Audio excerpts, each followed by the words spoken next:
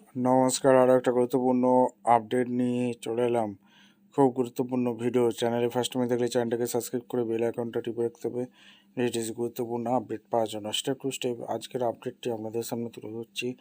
আজ কথা বলবো অঙ্গনওয়াড়ি কর্মীদের নিয়ে। হ্যাঁ, অঙ্গনওয়াড়ি কর্মীদের নিয়ে কথা বলবো।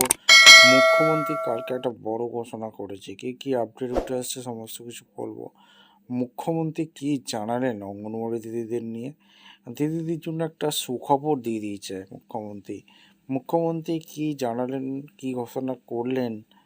কালকে অন্নপূর্ণা যোজনা যে মিটিংটা হলো, এই মিটিংয়ে কী ঘোষণা করলেন সমস্ত কিছু বলবো। চ্যানেলে ফার্স্ট টাইম থেকে চ্যানেলটাকে সাবস্ক্রাইব করে বেল আইকনটা টিপে রাখতে হবে লেটেস্ট গুরুত্বপূর্ণ আপডেট পাওয়ার জন্য। স্টেপ টু স্টেপ আজকের আপডেটটি আপনাদের সামনে তুলে ধরছি। মুখ্যমন্ত্রী শুভেন্দু অধিকারীর ঘোষণা বক্তব্যের মূল তথ্যগুলো আপনাদের সামনে তুলে ধরছি। আইসিডিএস ও আশাকর্মীদের মাসিক সম্মানী 1,5,000 টাকা বৃদ্ধি হয়েছে, এটা মুখ্যমন্ত্রী কালকে বলেছে। সংশোধিত বেতন কাঠামো 1 আগস্ট থেকে আইসিডিএস অঙ্গনওয়াড়ি কর্মীদের বেতন 14,000 টাকা এবং হেল্পার সহায়িকাদের বেতন 11,800 টাকা করা হয়েছে। পাশাপাশি আশাকর্মীদের নতুন বেতন হয়েছে 11,250 টাকা।